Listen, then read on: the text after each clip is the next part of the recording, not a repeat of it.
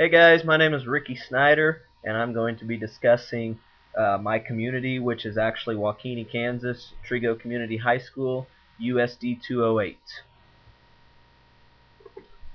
First thing you need to know about WaKeeney, it was founded in 1879.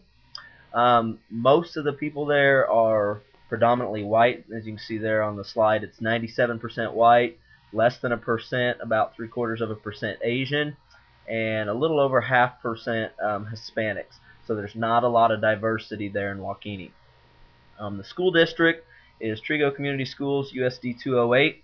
You have Trigo Community High School, and then you have WaKeeney Grade School, which is K through 8, and then the high school is 9 through 12. Some of the traditions that I got to know while I was in WaKeeney, the first thing they do is fall homecoming. For their homecoming event, on the Friday that homecoming is, the last 2 hours a day we get with our classes. I was a class sponsor this past year, and we created our floats the last 2 hours a day, and then we had a parade and did all that kind of fun things like that. And so that was kind of exciting. The kids really enjoyed it. We had a bonfire the Thursday night before, so they really looked forward to that. And there's also Senior to Senior Day, which the seniors that are getting ready to graduate go around the community and help rake leaves, paint, fix windows, just kind of do community service type things, and that helps out the senior citizens of our community. There's a big giant Christmas tree that they put up towards the end of November, and it runs through the first of the year, and they celebrate that. And there's all kinds of activities for the younger kids, and then it's kind of just a tradition there that they light that Christmas tree, and it stays lit the whole time. And it's actually a pretty neat deal that they do there. The population of WaKeeney in 2010, there was a survey conducted, and there was 1,862 people that lived in WaKeeney. Again, I talked about it on the last slide, but there's the demographics. Some of the people there have different jobs, but I'd say the biggest one there would be farming, education for the teachers and administrators and things like that, and then also healthcare. They have the Trigo Community Hospital there that helps provide some job opportunities for people. Some of the ways that the area communicates with each other in the school system, they have Alert Now, which sends out text messages and voicemails to parents and kids, updating them on the different activities that are going on, whether that be school closings or time changes or anything like that. That's kind of how they alert the community of the new happenings that are going on. The newspaper is a once-a-week thing. It's called Western Kansas World. They do that on Thursdays. It gets sent out, and it just covers WaKeeney and some of the other towns in the county, Ogalla, places like that. I called it the Foursquare while I was there. It was the main intersection there in town, and sometimes they would put this little, I don't even know, like message board that people would post things on, and so when you're driving past, you can see, oh, so-and-so is having a benefit dinner for today, or whatever. That's one way they did. I think most of the people listen to the radio stations. Most of them are based out of Colby or Hayes. Also, maybe the local news channels there would also be another ways that they would communicate, get their communication across to them.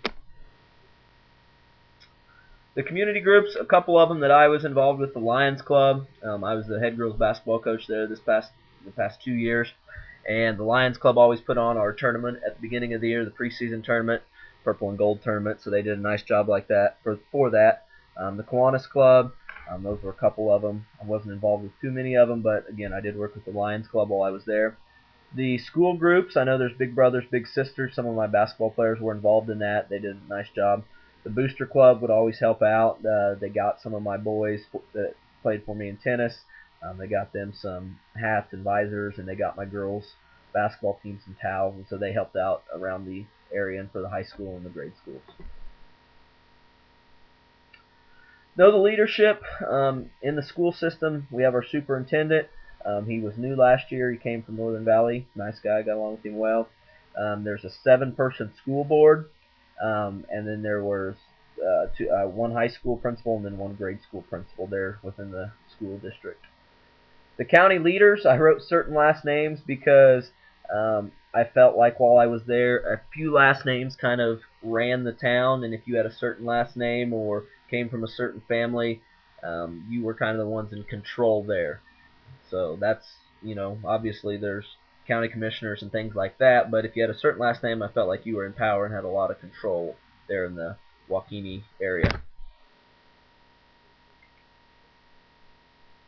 Um, in terms of the leader's characteristics, our superintendent, like I said, came from Northern Valley. And again, I thought he did a nice job in his first year. The principal in the grade school, I believe, came from the Topeka area. He's been there a while. The high school principal came from Alaska, and this would have been his third year last year, I believe. There were times I didn't feel like that we would, as a school district, that we would always do what's best for kids. My personal opinion was that sometimes we did things that the people in power in the community wanted us to do rather than what was best for everyone. It may have benefited those certain kids with certain last names or certain status, but it wasn't necessarily what was best for all kids in some instances, I felt like. So the economic conditions in WaKeeney, um, the median income per household was $28,000, or yeah, roughly 28,000, closer to $29,000 or 28,945. And another stat I found was 8.8% of the population was below the poverty line. The poverty line was based on what was comfortable living. They said roughly about $1.25 per day was what the international poverty line was. It's obviously probably a little bit more here in the United States. I would say that there's not a lot of middle ground in WaKeeney, just from my observation. There's some people that have quite a bit of money, and there's some people that do not have hardly anything at all. And I would say there's not very much in the middle there. So that was my perception when I was in the school district there.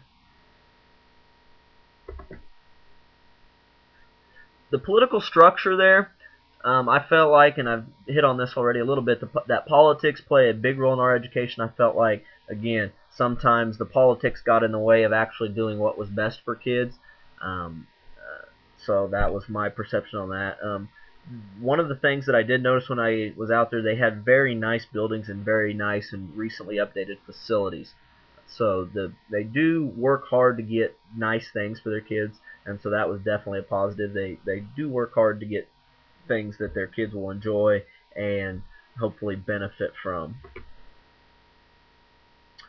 Social tensions. Again, I was only there for 2 years. My wife and I moved last summer, or this summer actually.